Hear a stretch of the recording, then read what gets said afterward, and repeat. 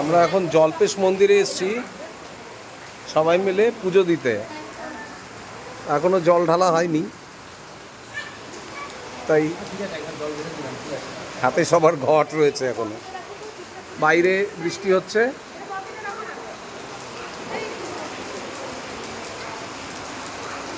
আমি একটু ঘুরিয়ে দেখাচ্ছি মন্দির চত্বরটা।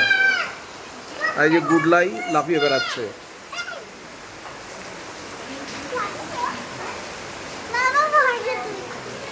বাবা ফটো তুলছে।